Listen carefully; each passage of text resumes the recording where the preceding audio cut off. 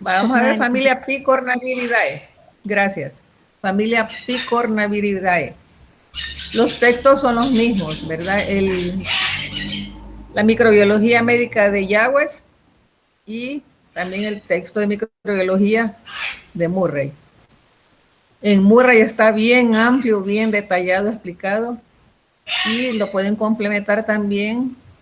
Hay muchas páginas en internet, ¿verdad? Para que ustedes puedan ampliar lo de las imágenes y buscar artículos científicos relacionados con el tema.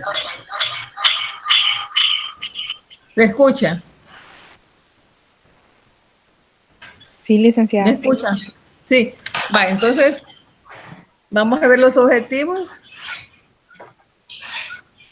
Acordémonos que en estos temas es de ver todo, de todo un poco, ¿verdad? Sin enfatizar demasiado en la clínica, pero sí mencionar las enfermedades, algunas características que las identifican, un poco del diagnóstico. ¿Por qué? Porque son varios virus en este tema. Familia, picornaviridae. Entonces ahí hablamos de 5 géneros. Entonces cada género tiene una gama de enfermedades.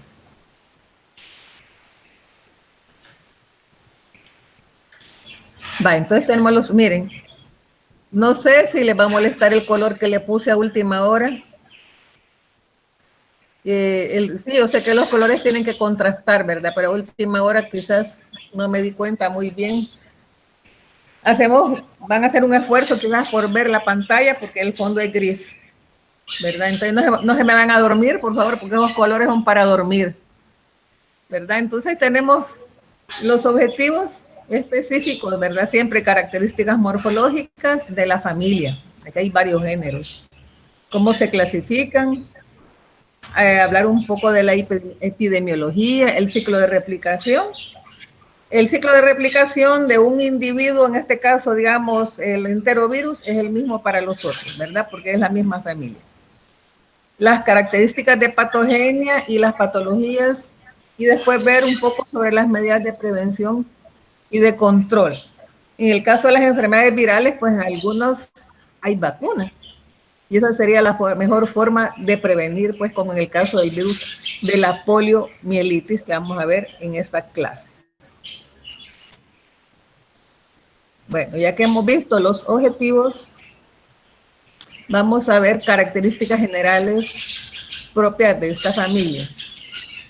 Bueno, se habla de virus con envoltura y virus descubierto. Entonces, esto es un virus, un virión con una cápsula desnuda.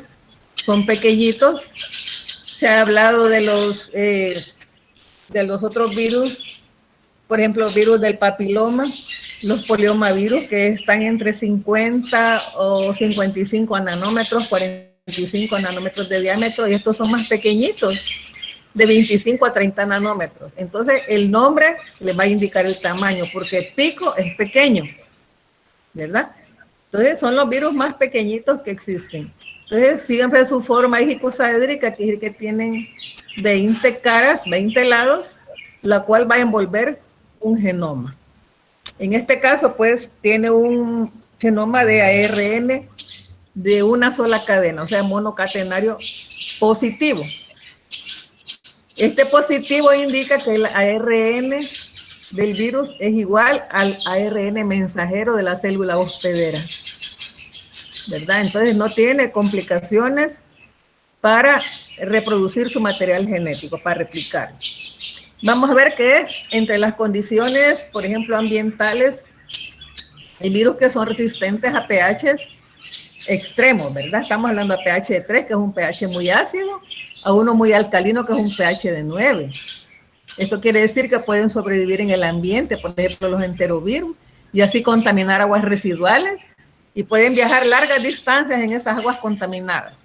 También son muy resistentes a los detergentes. Sabemos que los detergentes lo que hacen es disolver las membranas, pero en este caso, pues el virus tiene la capacidad de resistir. Acordémonos que los virus, cuando son desnudos, son más resistentes. También van a resistir tratamientos moderados de aguas residuales. Siempre antes de eliminar aguas de desecho, en algunas industrias habrá que darles un tratamiento. porque todo eso va a contaminar las fuentes de agua, ¿verdad? Ríos, lagos y otros. También van a resistir tratamientos moderados al calor. Pero aquí hay un género, por ejemplo, los rinovirus, que son aquellos virus causantes de enfermedades respiratorias, los resfriados. Por eso se llama rino viene de nariz. Estos son lábiles, quiere decir que son sensibles a un pH ácido. Hay diferencias entre estos grupos, géneros de virus que están dentro de la familia. No todos tienen el mismo comportamiento. Los rinovirus son muy sensibles a pH ácido, mientras que los enterovirus inclusive pueden resistir pH extremos como los alcalinos y son sumamente ácidos. Ahora, los rinovirus tienen otra característica, además de que son lábiles o se destruyen rápidamente a pH ácido, la temperatura de crecimiento de ellos es diferente, ¿verdad? Ya necesitan una temperatura de 33 grados centígrados. Entonces, no son como los otros virus que se pueden adaptar a temperaturas más elevadas. Necesita una temperatura baja. En el caso de los rinovirus. Entonces habíamos visto el genoma, es un material genético, ¿verdad? Un RNA un ácido ribonucleico, ¿verdad? RNA de una sola cadena. Ahora, solo el genoma desnudo sin la cápside bastará para causar la infección. No se necesita que el virus esté completo. Característica de la familia Picornaviridae es que el virus se va a replicar en el citoplasma de la célula hospedera y tiene la capacidad de producir enzimas poliproteínas, ¿verdad? El ARN del virus, a pesar de que es monocatenario, se va a traducir en una poliproteína. Quiere decir que va a producir una proteína grande, la cual se va a romper posteriormente y la que va a facilitar la producción de otros componentes del virus, ¿verdad? Y también, pues, proteínas estructurales y enzimáticas. La mayoría de virus son citolíticos, quiere decir que después que se replica, abandona la célula, pero la célula queda destruida. Por eso es que algunas enfermedades virales hay mucho daño por esta destrucción que causan los virus cuando se replican en esa célula hospedera. Bueno, vamos a ver la siguiente, por favor. Bueno, ya vimos que el tamaño indica, ¿verdad?, el nombre de la familia, cápside desnuda. Habrá unos 230 virus y hay 5 géneros importantes. Aquí están en amarillo: los enterovirus, rinovirus, cardiovirus, aftovirus y hepatovirus. Ahora, en el caso de los hepatovirus, tenemos acá el virus de la hepatitis A, ¿verdad? Pero este ya se saca de esta familia. Ya este se toma en otro apartado, ya no se cubre como picornavirus por las características genéticas y características de enfermedad y todo, que ya no comparte, pues, las características de estos otros 4 géneros. Entonces el hepatovirus, el virus de la hepatitis A, se trata aparte, pero antes están incluidos dentro de esta familia. Hablamos de enterovirus. Enterovirus, la palabra entero quiere decir intestino. Muchos virus, a pesar de que llegan al intestino, no se replican todavía ahí, ¿verdad? Y muchos pueden entrar también por vía digestiva, por eso se llaman enterovirus. Entonces tenemos acá los poliovirus, los virus Coxsackie del grupo A, o virus Coxsackie del grupo B, y los ecovirus. Entonces, de estos enterovirus hay muchos serotipos y también así va a ser también la enfermedad que produce. Entonces, por ejemplo, el virus Coxsackie B tiene serotipos del 1 al 6. Los ecovirus o virus hecho virus, estas siglas significan que son virus que no se les ha descubierto la enfermedad. Hubo un tiempo que no se les había descubierto. Entonces se dice que son virus huérfanos que producen enfermedades desconocidas. Eso significa las siglas. Ahora, de estos hay varios tipos, del 1 al 9. No es 1 y 9, es del 1 al 9, del 11 al 27, 29 y 34. Imagínense la gran cantidad de serotipos que hay. Los enterovirus van del 68 al 71. Y los rinovirus es el que más serotipos tiene. Por eso es que en estas enfermedades respiratorias, la persona puede haber padecido de un cuadro respiratorio en un tiempo y le vuelve a repetir. ¿Verdad? Si se trata del mismo rinovirus, los serotipos que son tantos, además tiene capacidad de mutar genéticamente. ¿Verdad? Entonces aquí tenemos el virus de la hepatitis A, que ya no está entre este grupo. Entonces, para que usted vea la cantidad de serotipos que hay dentro de esta gran familia. Tenemos nuevamente, ¿verdad? De los enterovirus, ahora se parten los géneros que se tienen acá, ¿verdad? Enterovirus, porque a nivel del intestino pueden ingresar o pueden, no muchas veces causan patología a nivel intestinal, ¿verdad? Pero por ahí ingresan y ahí se pueden diseminar a otra localización. Entre los enterovirus tenemos el virus de la polio, el poliovirus. Es diferente al poliomavirus que vimos en la clase anterior. No es el mismo, es poliovirus, el virus de la poliomielitis. Aquí hay 3 tipos, el 1, el 2 y el 3. Entonces, en epidemiología se dice que el tipo 1 es el que es más frecuente, ¿verdad? Y el que más daño causa. Tenemos dentro de los enterovirus el virus Coxsackie, que ya lo vimos, Coxsackie A, tipo del 1 a 22 y el 24, el virus Coxsackie B, tipo 1 a 6. Y los virus ECO, ¿verdad? Que son virus huérfanos, ¿verdad? Que no se les había atribuido ninguna enfermedad. Todos los serotipos que tenemos allá. Y los enterovirus igual. Va, entonces esto como que es lo mismo que acabo de decir, ¿verdad? Pero ya reafirmando. Ahora, las cápsides de los enterovirus son resistentes. Entonces, ¿qué vemos ahí? Tenemos las aguas servidas, ¿verdad? O aguas para consumo humano, que se les da tratamiento. De esas aguas residuales se les da tratamiento para volverlas a utilizar o para descargarlas, ¿verdad? En los ríos, en los lagos, en los mares. Entonces, son muy resistentes incluso a estos tratamientos que se les dan a estas aguas servidas. De ahí que su transmisión es fecal oral. Aguas contaminadas, ¿verdad? Principalmente. Y vean que aunque ingresa vía digestiva, generalmente no va a producir enfermedad entérica, sino que este es el sitio de llegada y de ahí se diseminan a otros sitios anatómicos. Muchas veces producen enfermedades asintomáticas, quiere decir que la persona tiene el virus y lo está eliminando ¿a dónde? En las heces, ¿verdad? Entonces, eso pues contribuye a la diseminación. Bueno, veamos. Entonces, de los poliovirus, ¿verdad? Los más conocidos y mejor estudiados son los virus Coxsackie A y B. No, perdón. Los poliovirus es un género, el virus de la poliomielitis. Entonces, es el virus que más se ha estudiado y el que mejor se conoce. Y es el virus que ha dado tanto que hacer en la humanidad. En algunos países se ha erradicado, producto de la vacuna, pero en otros, en que las situaciones religiosas o económicas, por ejemplo, en los países de África, ¿verdad? Ahí hay gente abandonada. Por ejemplo, se dice que el virus de la polio es muy frecuente en Pakistán, Afganistán, en esos países. Hay muchos casos. Entonces, este es el virus que más se ha estudiado, el poliovirus. Ahora tenemos el virus Coxsackie A y B, ¿de dónde deriva este nombre? Bueno, este nombre es de una ciudad de Nueva York.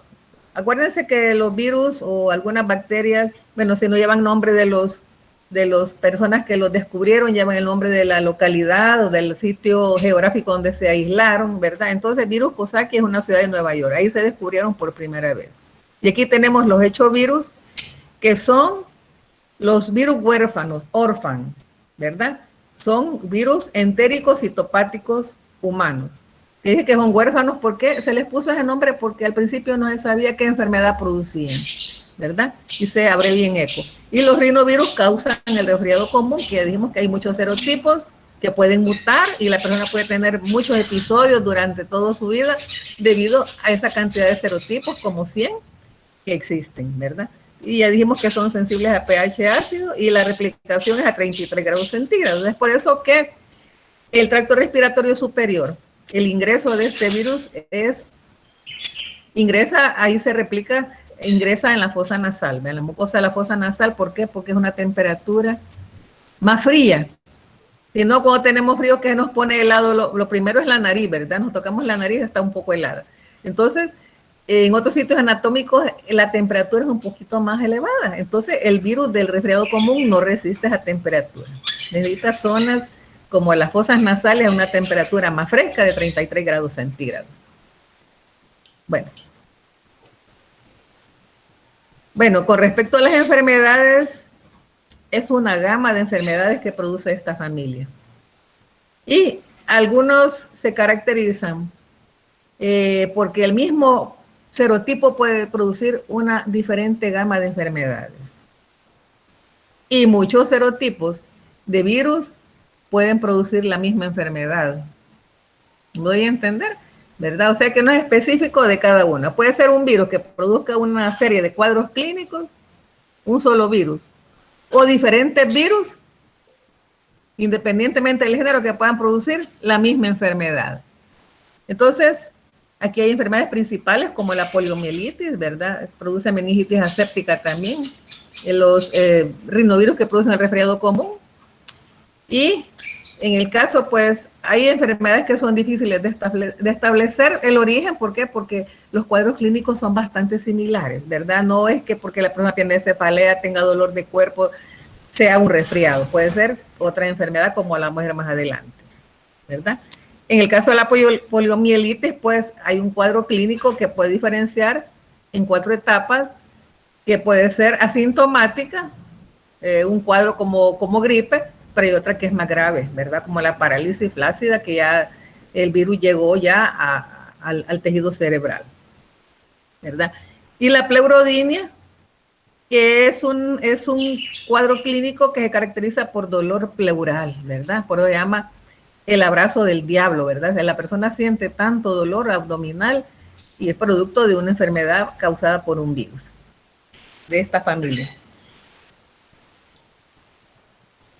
La miocarditis también, ¿verdad? Enfermedades vesiculares y exantemáticas de la piel que se pueden confundir con otras lesiones causadas por otros virus, ¿verdad? Enfermedades mucocutáneas, enfermedades respiratorias, en las que puede haber fiebre, dolor de cuerpo, ardor de garganta.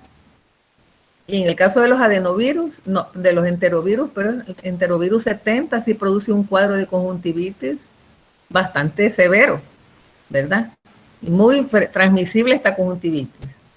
Y en algunos casos, pues, las enfermedades es preferible que den la niñez. Por ejemplo, dice que la poliomielitis es mejor que den la niñez en personas no vacunadas. ¿Por qué?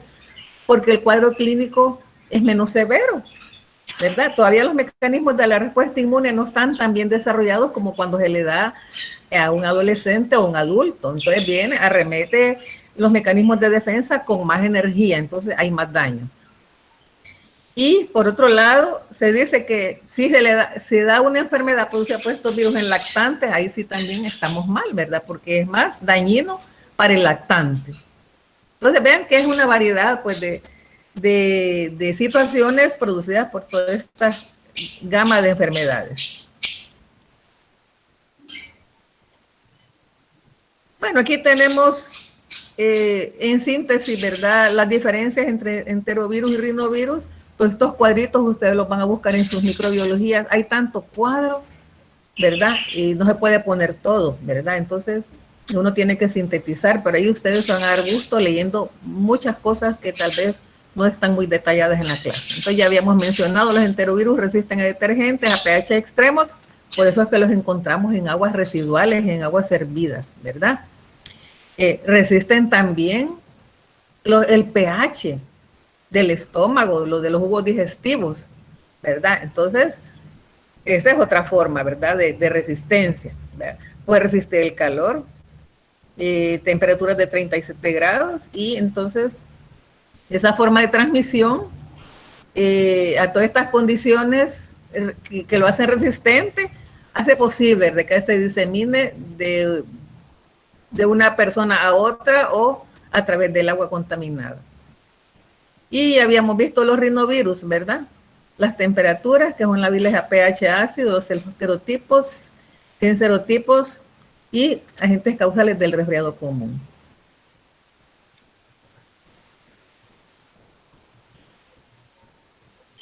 Bueno, aquí está prácticamente lo que había dicho, ¿verdad? Las cápsides resistentes de los enterovirus, y aunque ingresan vía digestiva, rara vez van a producir los cuadros diarreicos, ¿verdad? Disentéricos, ¿verdad? La persona puede estar asintomática, ¿verdad? Y aquí tenemos los poliovirus, virus cosaquea y B, los ecovirus. Entonces, es lo que ya les había mencionado, que de los enterovirus, un solo serotipo puede producir diversos síndromes patológicos, diversas enfermedades. Un solo serotipo. Y también varios serotipos pueden causar una misma enfermedad. Entonces, no es concluyente que un síntoma clínico es característico de este, no.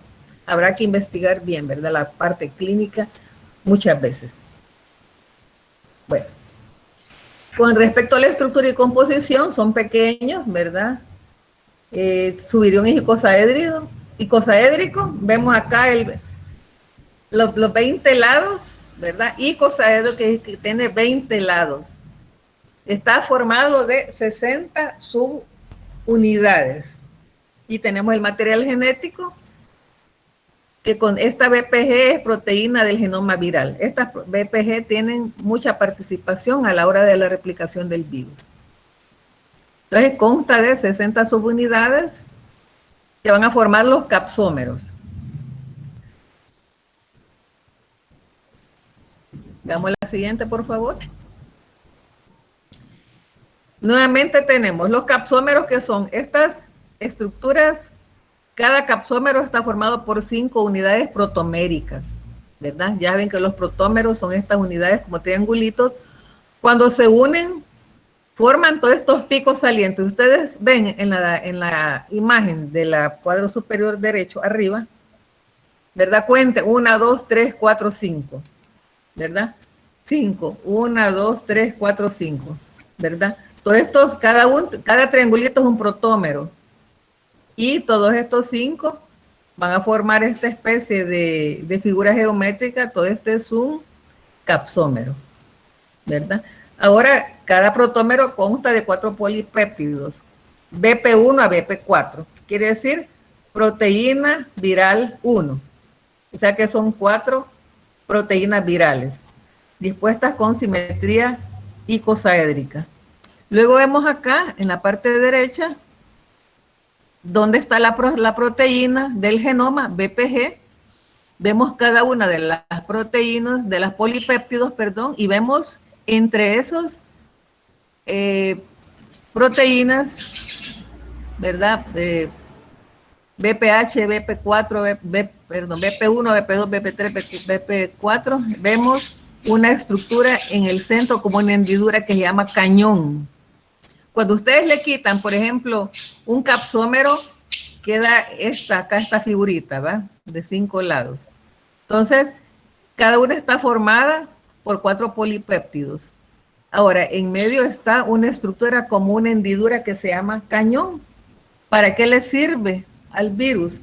Ahí se va a unir a su receptor, ¿verdad? A través de esa hendidura va a unir a su receptor y va a poder ingresar a la célula hospedera.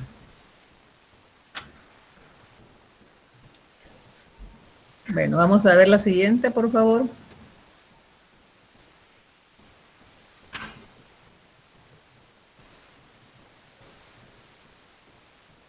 Bueno, ahora, existe un polipéptido que es el BPO o BP0, que se va de parten 2 polipéptidos, el BP2 y el BP4. Este se escinde, o sea que se rompe.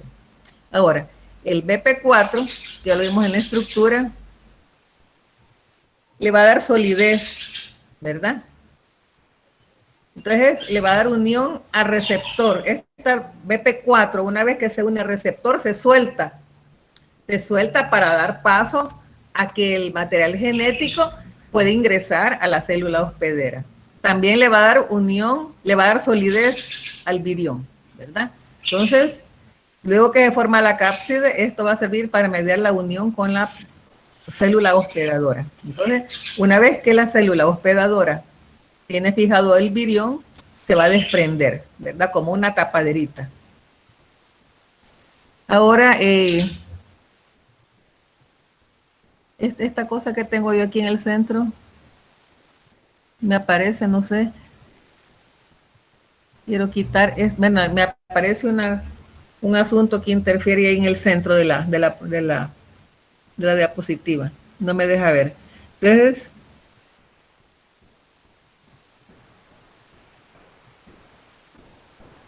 ¿cómo quito, licenciado? Me aparece en la presentación, en el centro, una figura.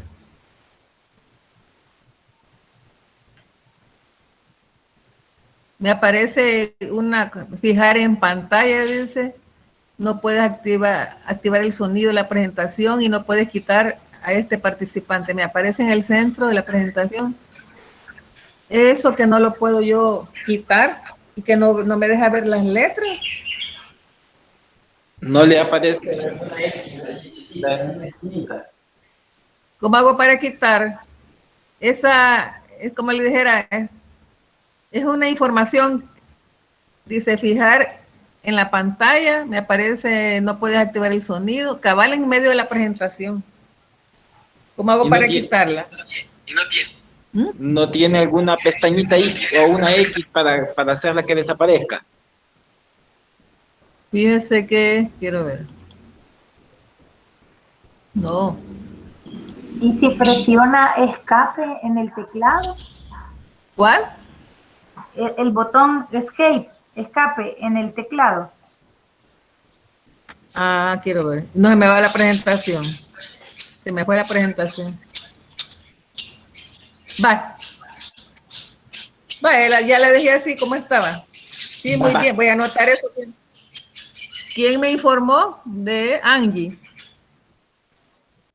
Wendy. No, Wendy. Guay, estos niños son muy diestros en todas estas cosas. Va, ahí me aparece otra vez. Me apareció otra vez, no lo puedo quitar. Va, ya lo quito. Ya que me aparece y me vuelve a salir. Entonces, ¿cómo hago? Va, ahorita. Lick, solo mueva el cursor y yo creo que ya no le va a salir porque a veces cuando pone el cursor en el centro es que sale eso que usted dice. Ah, vaya. Y si lo quita Vaya. de ahí, entonces ya no le va a aparecer. Vaya. Voy a anotar esto, quitar el cursor. ¿Siempre Wendy? No, fue Iris. Va, muy bien. Vale, gracias chicos, gracias maestro. Va, entonces estamos bien ahí. Entonces dijimos que la BP0 se escinde, va, en BP2 y BP4. Y que el BP4 le va a dar solidez cuando se forma la cápside y también cuando va a haber la unión a las células hospederas, se aparta y deja libre esa hendidura para que pueda el material genético penetrar a la célula, ¿verdad? Entonces, también se considera que las proteínas BP1 y BP3 y BP4 unen anticuerpos. Tienen pues papel fundamental en los mecanismos de la respuesta inmune. Ahora, son virus en envoltura. Tenemos ahí el material, el RNA monocatenario. El virus se replica en el citoplasma y la mayoría son citolíticos, que es que la célula parasitada al final va a terminar destruida.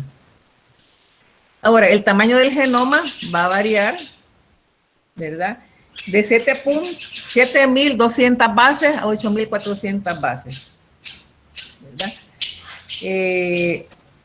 Puede ser más grande, como en los aptovirus. Y el genoma desnudo de estos virus es infeccioso, no se necesita de la cápside, ¿verdad? Y es más, en algunos, como en los virus que producen el resfriado, los rinovirus, una sola partícula de virus basta para causar la infección. No necesita un inóculo grande. Bueno. Veamos la siguiente. Aquí tenemos El genoma de los picornavirus, vean cómo está integrado. A la izquierda tenemos las proteínas que participan en la estructura. Ya vimos las proteínas, los polipéptidos BP4, BP2, BP3, BP1, que van a formar parte, ¿verdad?, de la cápside, y la no estructural, que tiene que formar parte, pues, del material genético y todos sus componentes del virus, antes de que sean integrados en la cápside para poder dejar a la célula anfitriona. Tenemos la poli A a la derecha, que es una poliadenosina, y para qué le va a servir al virus, va a potenciar la infectividad del RNA, ¿verdad?, la infectividad del virus.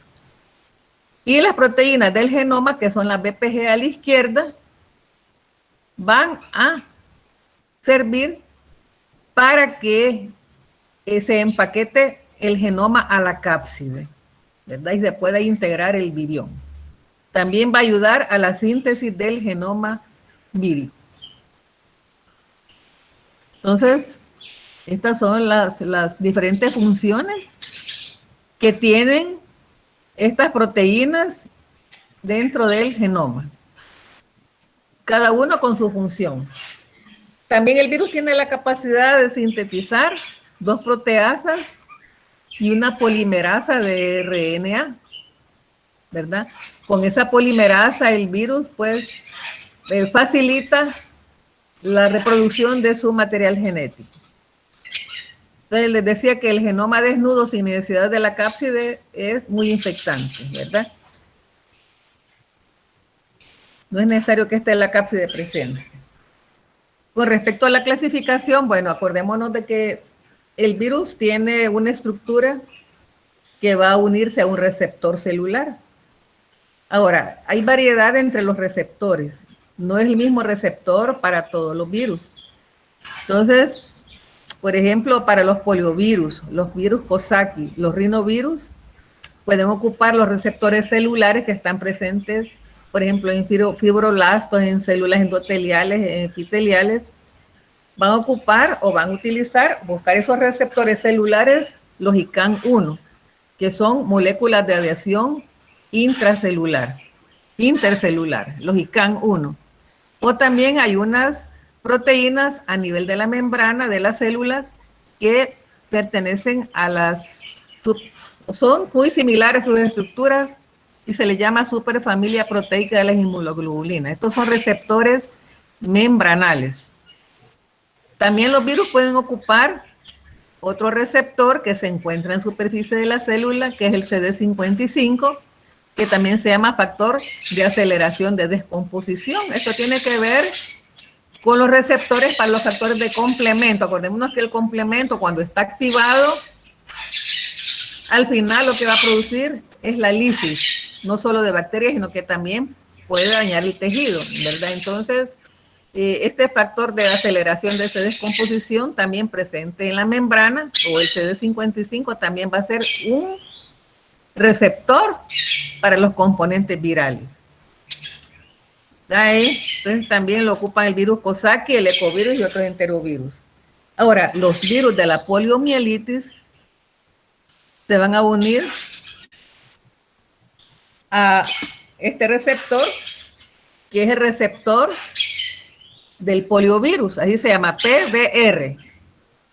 El poliovirus tiene su propio receptor. PBR quiere decir receptor del poliovirus, que es el también llamado CD155, y está presente en muchas células humanas.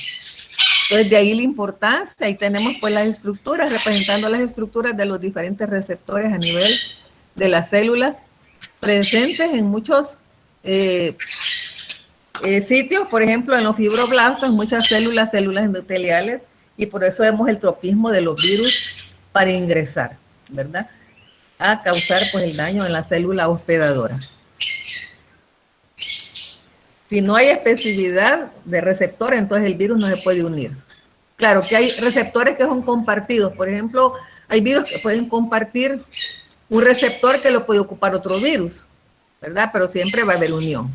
Entonces, generalmente tiene que ver especificidad del virus con su receptor, y aunque algunos receptores son compartidos con otros virus, pues tiene que ver afinidad. Y esto tiene que dar la idea del tropismo celular, ¿verdad? Por eso es que hay predilección por algunos virus de primero llegar a las placas de Peyer, va al enterocito intestinal, otros llegan a la mucosa nasal, ¿verdad? Entonces, aquí están los receptores. Tropismo es la predilección, y también de aquí depende la enfermedad que se asocie, porque hay enfermedades respiratorias, porque hay enfermedades que producen parálisis, a qué nivel llegó el virus a causar el daño. Bueno, aquí tenemos nuevamente pues la partícula viral para que ustedes ubiquen a dónde están estos polipéptidos, ¿verdad? Que son parte de la estructura BP1, BP2, BP3, BP4. Y está repetido otra vez para que ustedes les grabe bien la estructura de estos virus. Y también qué función tiene cada uno de estos componentes, ¿verdad? Dijimos que el BP4 le va a proteger la cápside cuando forme el virión, pero también cuando va a haber unión al receptor celular se va a apartar, ¿verdad? Para dejar esa hendidura libre para que exista pues la transferencia del material genético al citoplasma de la célula. Les dije, proteína BP4 se desprende para facilitar la unión a la célula hospedadora. Vamos a ver que una vez llega el virus, se desprende el polipéptido BP4, el genoma ingresa a la célula, lo primero que va a hacer se va a unir a los ribosomas. ¿A los ribosomas de quién? De la célula parasitada, de la célula eucariótica. El virus ahí una vez empieza a sintetizar la poliproteína, que es una proteína grande, larga, que luego después la va a ir como seccionando, ¿verdad?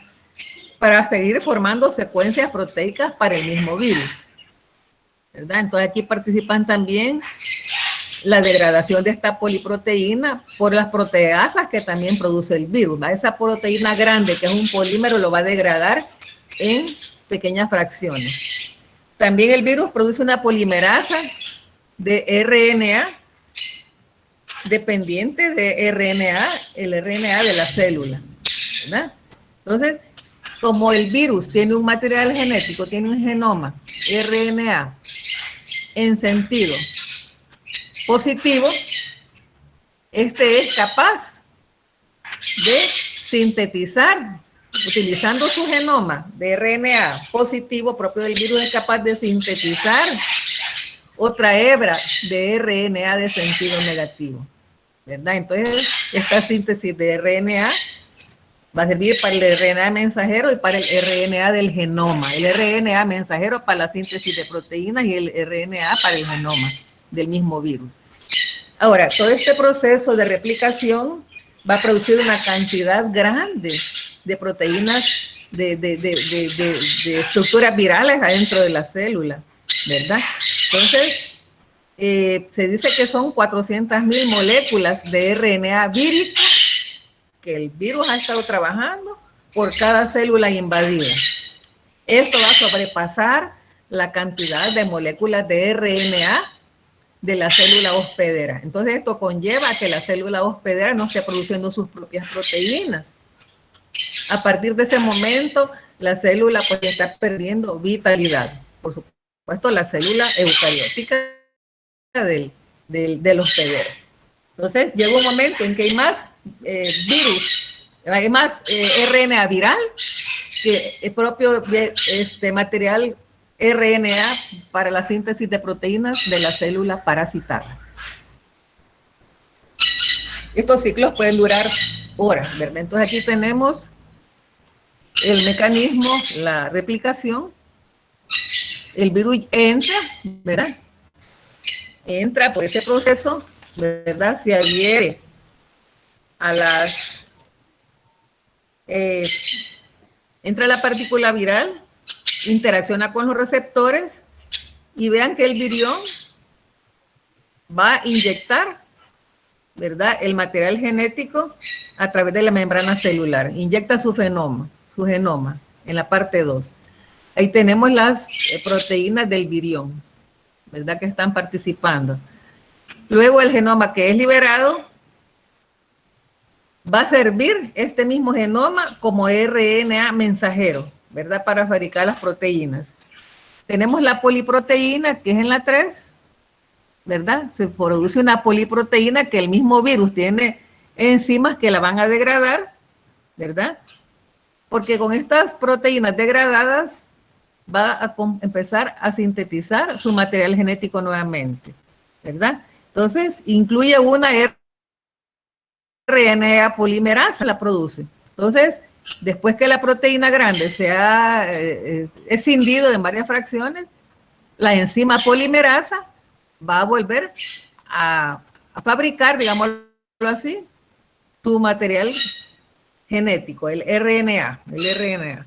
Con la cadena positiva sintetiza la cadena negativa, ¿verdad? Entonces, ayudado también por las proteínas BPG, ¿verdad?, de las proteínas virales del genoma. Entonces, ahí está ya su material, su RNA, que luego es ensamblado en la cápside, ¿verdad? Ya la partícula viral ya sale completita a través de la ruptura de la célula hospedera, que es la citólisis, ¿verdad? Entonces, en este caso, pues sale la partícula completa, pero la célula tiene que ser destruida, ¿verdad? La célula, por eso es que hay daño en muchas enfermedades, porque la célula tomada por el virus ya queda sin función, ¿verdad? Ya queda destruida. Entonces, este es el ciclo de replicación de los picornavirus. Vean todo lo que conlleva, pues, el trabajo del virus en producir sus enzimas para producir el daño. Entonces, ¿qué hace el virus? Va a inhibir la síntesis de RNA de la célula. Si no hay síntesis de proteínas, porque cuando el virus entró, se tomó los ribosomas de la célula parasitada, ¿verdad? Entonces, la célula eucariótica ya no puede producir sus proteínas celulares porque el RNA mensajero de la célula se unió también a las proteínas del virus, ¿verdad? Entonces aquí también no solo se inhiben los ribosomas, sino que también algunos factores de transcripción, ¿verdad?, que es la producción de los componentes que después van a entrar al proceso de traducción para fabricar la proteína. Aquí también hay cambios de permeabilidad. Los picornavirus también van a captar factores para la síntesis proteica de la célula hospedera, entonces la célula hospedera ya no puede trabajar en sus proteínas. Y al final, pues, viene un efecto citopatológico en la célula diana. La célula diana es la célula hospedera. Entonces hay un daño a nivel celular. No se producen las proteínas, la maquinaria de síntesis de la célula parasitada deja de funcionar porque el virus la ha tomado para fabricar sus propias proteínas y elaborar también sus componentes para que el virus salga ya formado de esa célula. Bueno, ya habíamos mencionado pues de dónde provienen la BP1 y la BP3.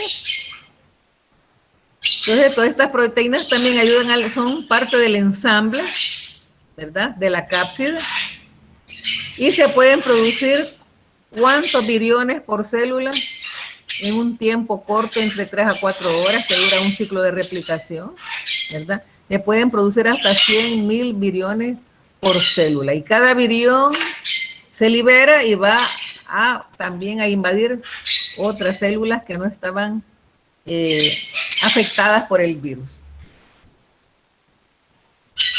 Bueno, veamos de los enterovirus. Aquí hay varios géneros.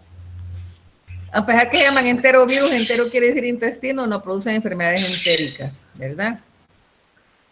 Tiene que ver el tropismo, a qué nivel llega el virus, ¿verdad? Su mecanismo es citolítico y la transmisión es vía fecal oral. La vía de entrada es digestiva, no es que vayan a llegar al intestino a producir cuadros diarreicos. Una vez que llegan al intestino van a llegar a las placas de Peyer, a los enterocitos. Entonces han pasado todas las barreras naturales, ¿verdad? El pH ácido, del estómago, el pH alcalino del intestino, pueden resistir la bilis, ¿verdad?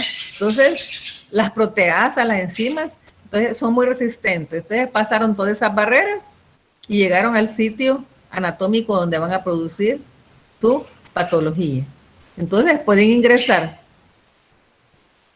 por vía respiratoria, por la orofaringe, perdón, por la orofaringe pueden llegar también al intestino y se eliminan en las heces. Entonces hay 3 tipos antigénicos de los enterovirus.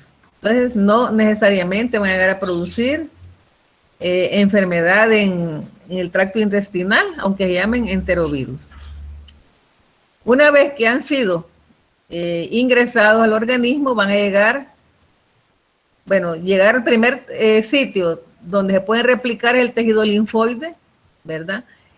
En las amígdalas y faringe, es tejido linfoide, porque entraron por vía oral, ¿verdad? Ahí encontraron el lugar donde se van a replicar, pero también llegaron al intestino, en donde están las células M y las placas de Peyer, donde están los enterocitos. Acordémonos que las células M están preparadas para captar antígenos, ¿verdad? Entonces, hay 2 sitios en donde ya llegaron los enterovirus. Primero la mucosa de las amígdalas, de la faringe, y después las placas de Peyer en el intestino y los enterocitos.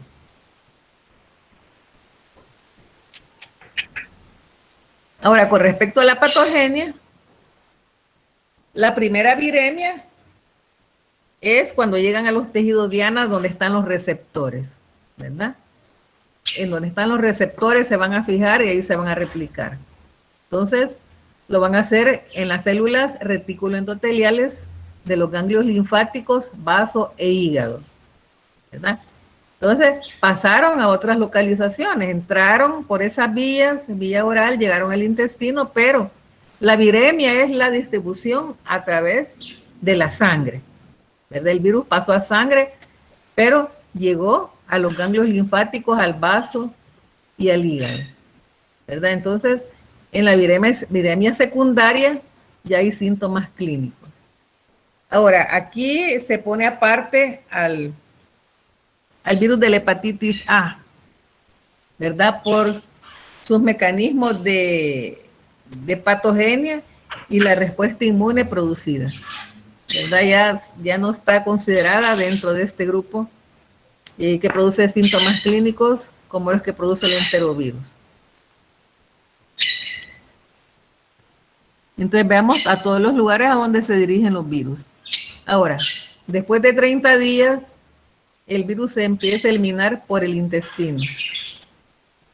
Se dice que la persona lo elimina y eso puede producir algún tipo de resistencia en las personas que lo adquieren, ¿verdad? Cuando la persona que ya lo padeció lo está eliminando en el intestino. Vamos a ver la otra diapositiva. Entonces, después de 30 días se eliminan en las heces, ¿verdad? Los anticuerpos va a ser la inmunidad principal, ¿verdad? Si hay anticuerpos en la persona que ya lo padeció y vuelve a tener contacto, van a evitar que se establezcan nuevamente, ¿verdad? Entonces, otra situación que favorece que la persona ya tenga anticuerpos es que la primera vez se le pudo diseminar al tejido diana, pero ya la segunda vez, como hay anticuerpos, eso tratan de neutralizar al virus para que ya no se disemine, sino que permanezca localizado y una vez se excrete. Ahora, la respuesta celular no protege, ¿verdad? Sino que son los anticuerpos los que juegan papel importante en esta situación. Ahora, en el caso del virus de la hepatitis A, por eso es que hay diferencias, ¿verdad? Con respecto a la patogenia, los linfocitos son los que juegan papel importante, ¿verdad? En el virus de la hepatitis A. Diferente con los enterovirus, que es la respuesta de los anticuerpos, respuesta inmune humoral, la que tiene principal protagonismo en este caso.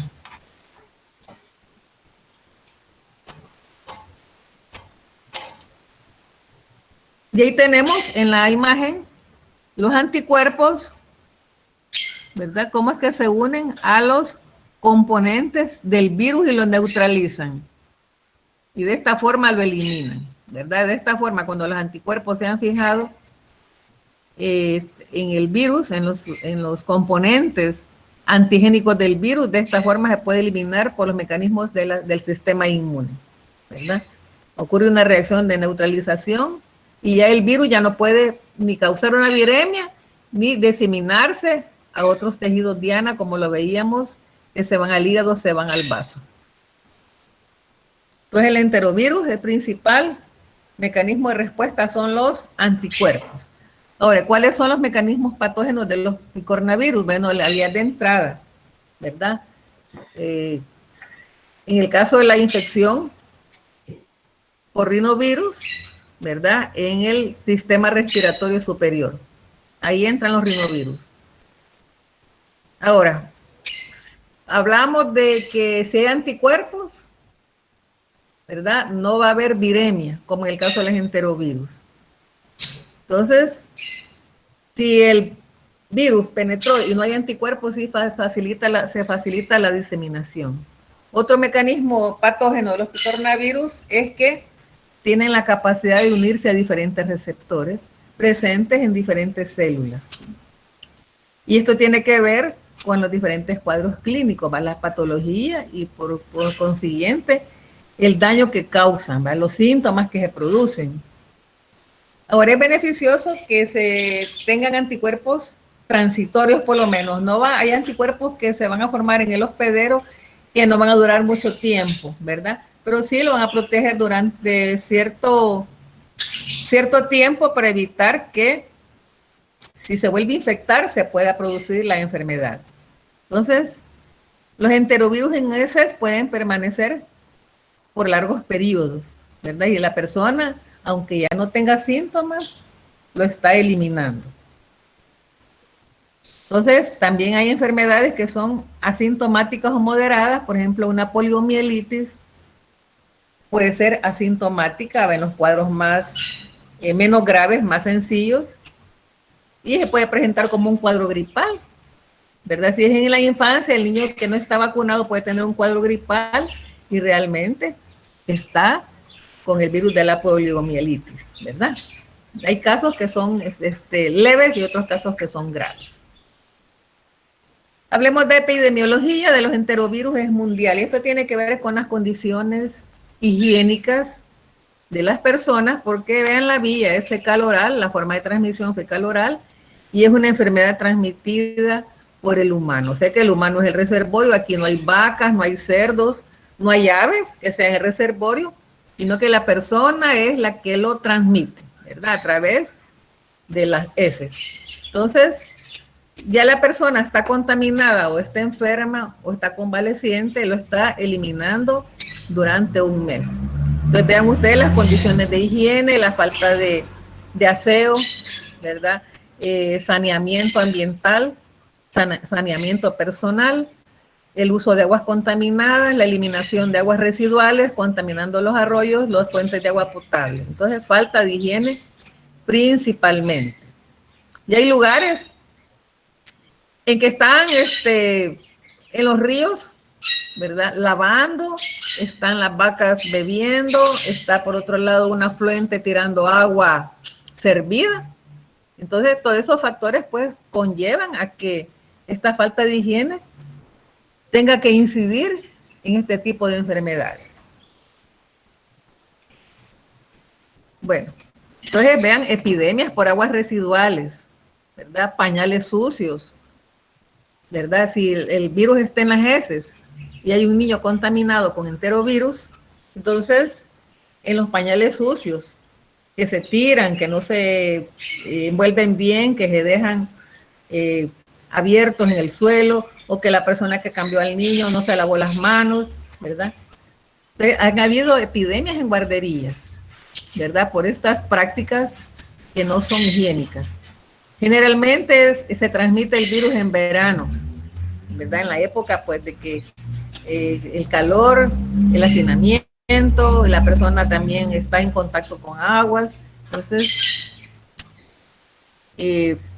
También el virus Coxsackie y el ecovirus participan en esta forma de transmisión.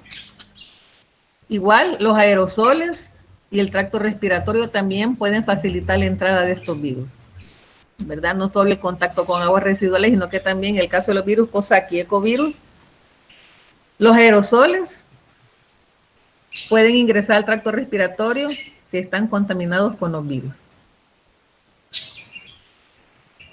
Entonces, son diferentes formas de infección.